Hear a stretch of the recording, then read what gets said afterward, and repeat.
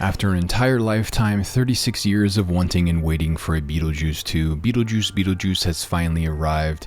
In my first breakdown of the original Beetlejuice film, I explored and speculated the underlying symbolism and deeper meaning contained within the classic film.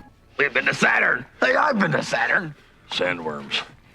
You hate them, right? This analysis will go hand in hand with my original video and explore similar ideas just adopted in a new way. So the symbolism of Saturn makes its return and plays a very important role into the underlying meaning of the film. Saturn in Greek and Roman mythology is associated with time itself.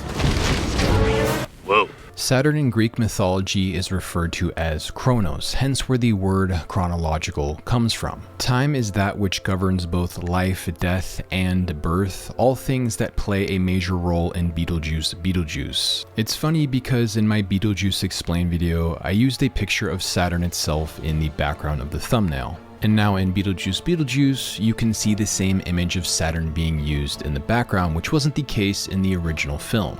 The use of the sandy planet or moon of Saturn in this case, the sand represents the sands of time, like a giant hourglass. Sandworms basically govern and consume anything that has fallen outside of set time. The custodians of the flow of time, if you will. Saturn operates as the parameters of both the afterlife and reality itself.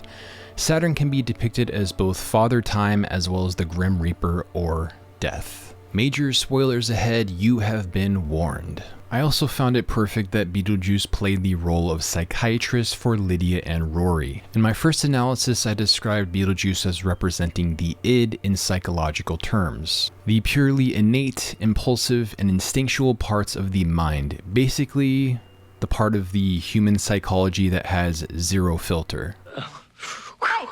Excuse me? What? When Lydia is confessing to Rory about her history with the demon Beetlejuice, Rory thinks this is just a metaphor or an analogy for something she is processing through or for their relationship. But ironically, it operates as both literal and metaphorical. He is a demonic force, but Beetlejuice is the catalyst that actually heals and breaks apart the fake relationship between Lydia and Rory, which is based upon lies and status-driven manipulation. Beetlejuice administering the truth serum or the spilling of the guts just breaks down all filters and again fits in alignment with the id, the purely instinctual parts of psychology. Since there's an enabler here, but we'll get to that. Everyone knows there's something off with Rory, but it takes Beetlejuice for it to be fully realized. You're a figment of my imagination. For example, someone annoys you and is trying to pick a fight with you, the id would respond by punching the person. Lydia punches Rory in the face with the Beetlejuice boxing glove given to her by Beetlejuice, right? The perfect example of the id. This film slightly humanized Beetlejuice more than the original, but not entirely. It felt almost like an episode out of the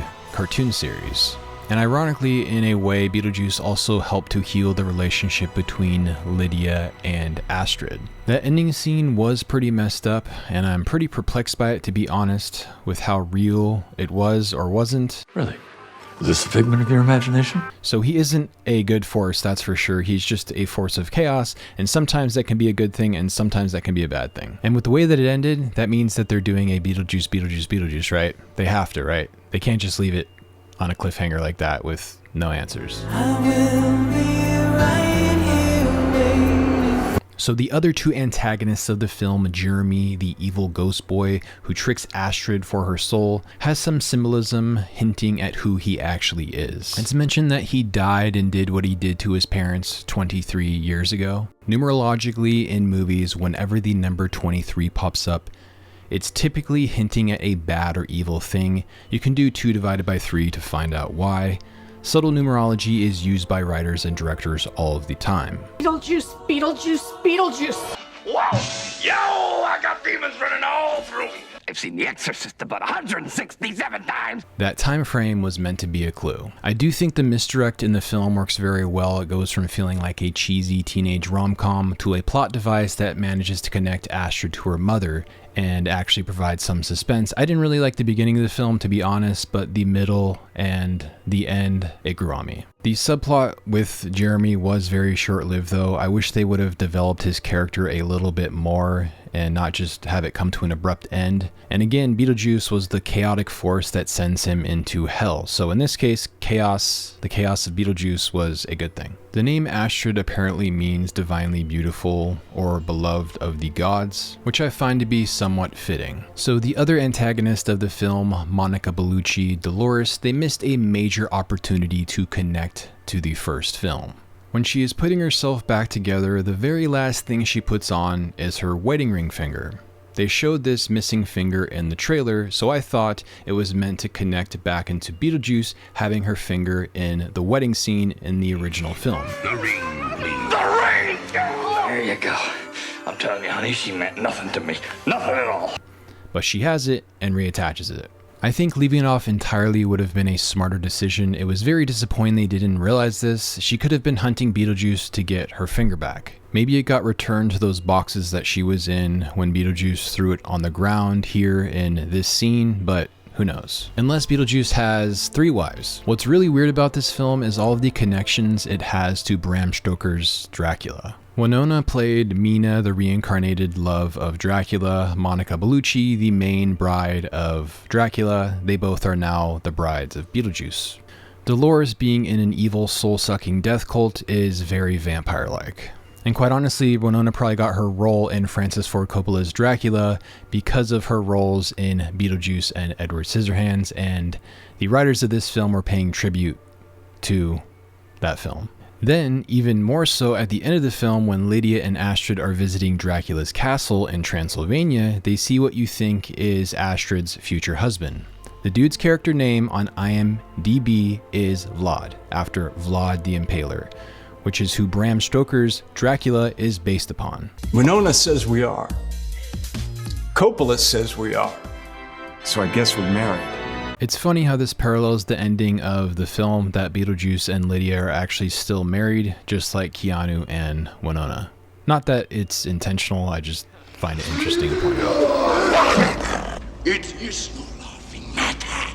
Some parts of the film actually had some fourth wall breaking, similar to Deadpool. Way toned down, obviously, but there was a little bit of fourth wall breakage. Lydia's ghost show at times feels like she's talking directly to the longtime Beetlejuice fans, especially at the end of the movie, and doubled as working that way in all of the trailers. The song used in the absolutely ridiculous wedding scene, MacArthur Park, "Someone left the cake out in the rain, I don't think I can take it because it took so long to bake it and I'll never have that recipe again." I feel like Tim Burton chose the lyrics of these songs because it kind of parallels him having to make another Beetlejuice after so many years. Obviously, it's a reflection of Beetlejuice's desire for marrying Lydia after that same amount of time, but I heard that Tim Burton really sees himself in the character of Lydia. It's showtime. Willem Dafoe's character Wolf Jackson, an actor who passed away from doing his own stunts, is also pretty fourth wall breaking. Dafoe does actually do all of his own stunts. All of the Green Goblin stunts, even in the newer film, is entirely him. I'm something of a scientist myself. And it keeps getting funnier every single time I see it. Delia Dietz's use of the snakes also ties in with the first film, as I discussed in my original video. Beetlejuice turning into the snake and trying to get Lydia into the afterlife is very similar to Greek mythology, with Hades in the form of a snake taking Persephone into the underworld in order to have his way with her or marry her, right? The man snake makes the baby, right? Oh yeah, here I come, baby. Astrid and Delia make reference to Egyptian mythology and snakes acting as guides into the underworld or afterlife. Delia being taken into the afterlife herself just further shows that use of symbolism, but in a new way. We come for your daughter, Chuck.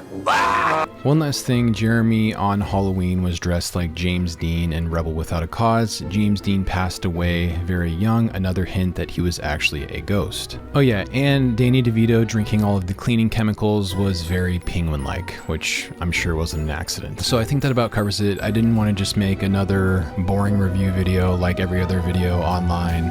I wanted to give a more esoteric or unique perspective on the film, so there it is. Anyways, thanks for watching. Please like, share, subscribe, comment below. Thank you very much, and bye. Not bad, not bad. Now you. Go ahead.